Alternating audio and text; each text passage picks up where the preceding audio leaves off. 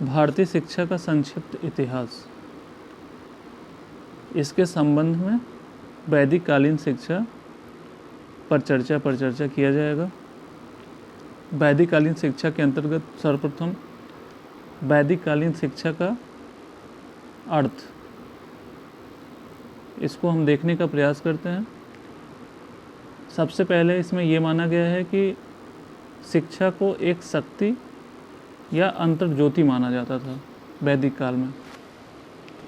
अंतर्ज्योति या शक्ति इस अर्थ में कि एक बच्चे के अंदर जो उसकी आंतरिक शक्तियाँ होती हैं उसको किस प्रकार से हम बाहर निकालें या उस शक्ति को सही रूप या सही आकार हम कैसे दें वास्तविक अर्थों में।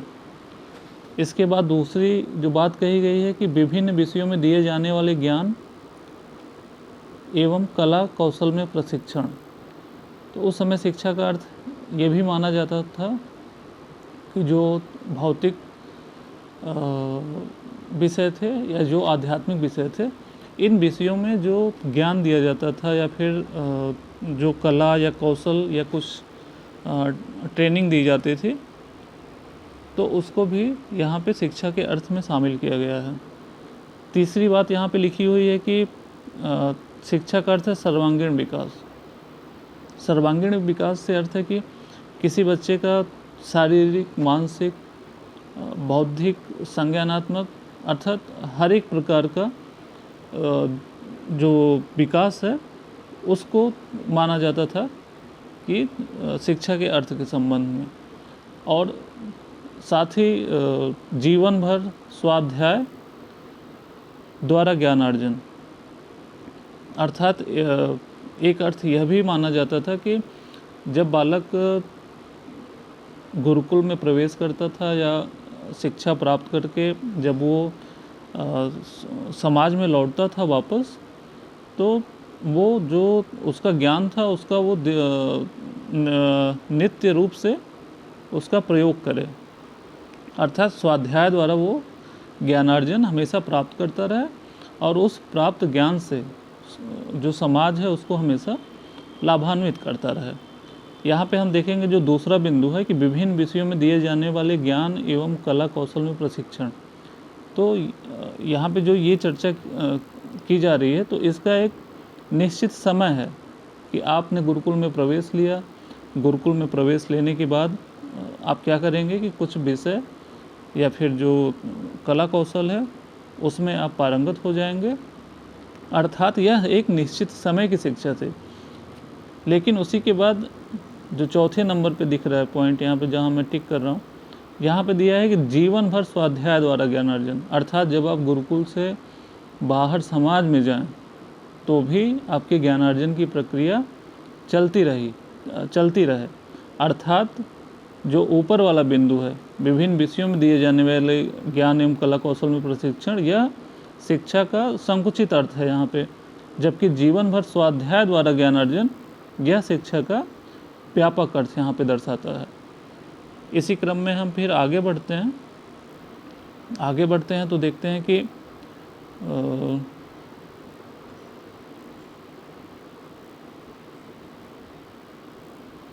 एक मिनट,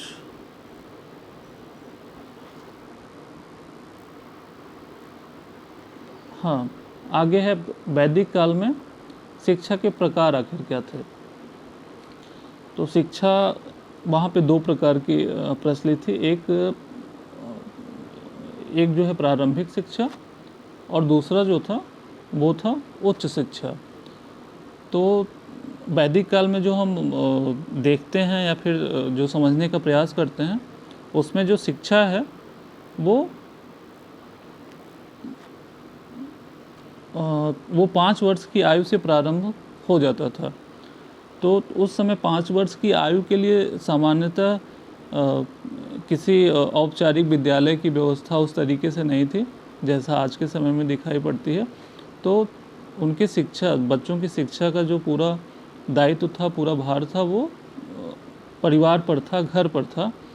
तो इसका अर्थ ये है कि इस आयु वर्ग में बच्चे घर पर ही उनको भाषा, व्याकरण, उच्चारण, इन सब सारी बातों का ज्ञान कराया जाता था।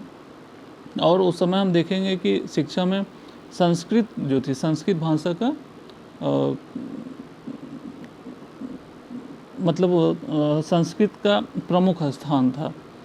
और प्रारंभिक जब शिक्षा की हम बात करते हैं तो इस समय यहाँ पे एक संस्कार जो 5 वर्ष की अवस्था में होता था घर पर ही, विद्यारंभ संस्कार।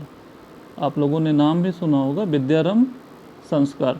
ये संस्कार यहाँ पे संचालित होता था। उसके बाद बच्चा जब उच्च शिक्षा प्राप्त करने के लिए, जब वो उच्च शिक्षा जब प्रारंभिक शिक्षा उसकी पूर्ण हो जाती थी, उसके बाद उच्च शिक्षा प्राप्त करने के लिए वो कहाँ जाता था? गुरुकुल जाता था, गुरुकुल में प्रवेश लेता था। ठीक है, तो गुरुकुल में यहाँ पे वो प्रवेश लेता था। और गुरुकुल में जो व्यवस्था थी शिक्षा की, वो क्या थी? वो थी कि 8 से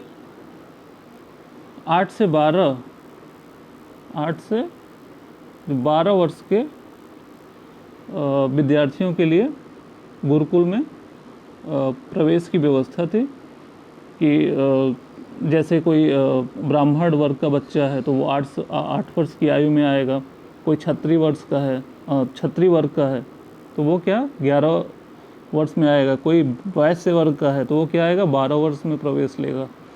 और इसी के साथ उनके संस्कार भी निर्धारित थे। अगर बच्चा गुरुकुल में प्रवेश लेता है तो वहाँ पे उसका उपनयन संस्कार होता था। कौन संस्कार होता था? उपनयन संस्कार। और गुरुकुल से जब बच्चा अपनी शिक्षा पूर्ण करके जब वापस समाज में लौटता था या अपने घर लौटता था, तो उस समय उसकी जो उस समय का जो संस्कार होता था उसको हम कहते थे समावर्तन संस्कार। समावर्तन संस्कार। ठीक है, तो जो भारतीय शिक्षा या फिर हम वैदिक कालीन शिक्षा का जो हम आदर्शवाद यहाँ पे देख रहे हैं, तो यहाँ पर छात्र को केवल किसी विशेष सिद्धांत के अनुसार शिक्षा देना मात्र ही उद्देश्य नहीं था, बल्कि वह संस्कारों के माध्यम से हम कहें तो जीवन गठन की व्यवस्था का यहाँ पर ज़्यादा महत्व था। क्योंकि जो भारतीय जीवन का हमारा जो सनातन आदर्श है वो क्या है? आध्यात्मिकता है। तो यहाँ पे गुरुकुल में रह के छात्र संपूर्ण जो है ब्रह्मचर्य आश्रम का पालन करता था और उसके पूर्ण जीवन, शरीर और मन, कह लीजिए बुद्धि, आत्मा का विकास संस्कारों की पद्धति से होता था। और उपनयन संस्कार के साथ ही छात्र जब गुरुकुल आश्रम में प्रवेश करता था तो यहाँ पर गुरु और शिष्य का जो संबंध था वो इतना उदात्त था, इतना उच्च कोटि का था, जिसको हमें वर्तमान में उस दशा को प्राप्त करने के लिए मतलब प्रयास करना चाहिए उन सब चीज़ों को। ठीक है, और उस समय की जो जीवन पद्धति थी, उस जीवन पद्धति में जो छात्र पले बढ़े या फिर शिक्षा दीक्षा प्राप्त किया, वो छात्र अत्यंत तेजस्वी, विद्यावान, बुद्धिवान और चरित्रवान होते थे, जिसकी कल्पना हम आज का जो वर्तमान कालीन समाज है उसमें हम निश्चित रूप से पाने का प्रयास करते हैं। तो अभी के लिए मात्र केवल 2 बिंदुओं पे चर्चा की गई है। एक तो वैदिक काल में शिक्षा के प्रकार क्या थे, जैसे प्रारंभिक शिक्षा, उच्च शिक्षा, कौन कौन से संस्कार कब होते थे और कितने वर्ष की आयु में इनको शिक्षा दी जाती थी, और इसके साथ ही वैदिक कालीन शिक्षा का अर्थ क्या था। तो ये एक बहुत ही छोटा सा और संक्षिप्त टॉपिक आपसे शेयर किया जा रहा है। इसके संबंध में अगर किसी प्रकार की समस्या होगी तो आप साझा कर सकते हैं या बातचीत कर सकते हैं। धन्यवाद।